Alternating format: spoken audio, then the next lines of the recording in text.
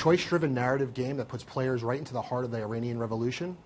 This is the gameplay behind 1979 Revolution, Black Friday, which lets players experience the Iranian Revolution through the eyes of a young photojournalist as he watches his country unravel. Since its release, the innovative game has been banned in Iran for, quote, poisoning the minds of youth. To tell us more, we are joined by the founder of Ink Stories and creator of 1979 Revolution, Black Friday, Navid Khonsari. Navid, welcome. Thanks for having me. So can you tell us a little bit about 1979 Revolution? What is the gameplay behind it and what's it about? Sure. 1979 is an adventure game. Basically, the choices that you make will direct you in different areas of Tehran, but also your morality. Who do you decide to side with? How do you discover the different political affiliations? And what do you do in this time? What do you do in this chaotic, kind of tumultuous time? How do you kind of try to survive, but also try to be aligned with those you love and also try to make sure that they don't go at it with one another? So it's an adventure game that takes place in Iran in 1979, and it's actually based on real people's interviews, based on real events, and we've really kind of embraced the documentary feel to make this game. It's interesting you say documentary feel. Did you interview a lot of people who were experienced the revolution firsthand? What was the process behind that? How many people did you interview, and what types of people? Sure. I mean, I was, I grew up in Iran, so I automatically had a step up. So immediately it was easy for us to kind of reach out to people. And we wanted to reach out to a wide spectrum of people who had experienced the revolution from all sides, from different classes, different religious backgrounds. And so we approached over 40 people, and they, around the world, from Australia to here to the US, UK, and within Iran. And we asked them questions, and as we asked them questions about the revolution, certain themes kind of rose to the top, and those themes kind of eventually formed our narrative.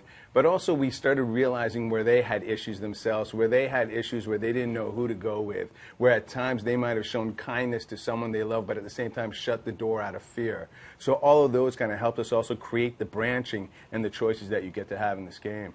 Sounds like a fascinating concept for a game. What was the reaction? I know the game was first released in April on Steam.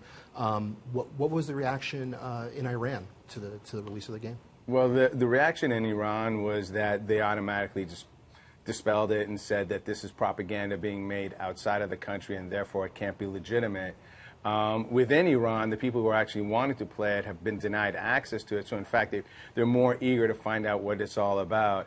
Certainly here domestically and across the world, we've seen people really embrace not just the game, not just the topic, but the idea that gaming can actually grow in this different direction, and that real world and real experiences are something that we can definitely embrace and grow into. Okay.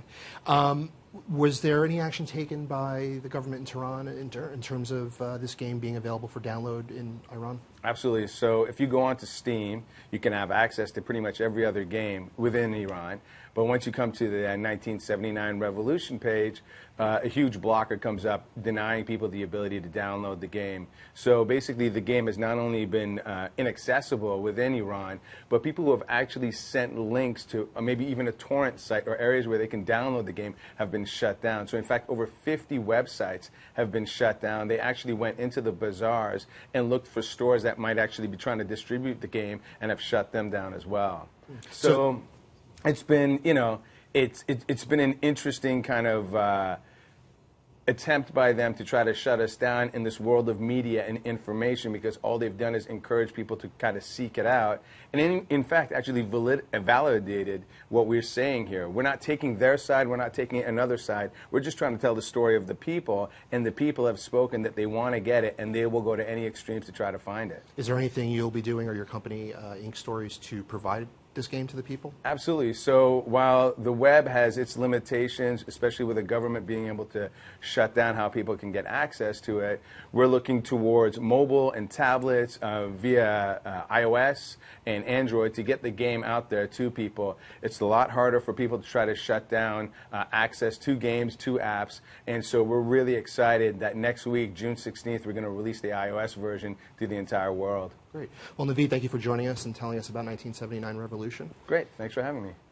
And 1979 Revolution Black Friday is already available on Steam and will be available for iOS on June 16th. For FoxNews.com, I'm Perry Sharmonti.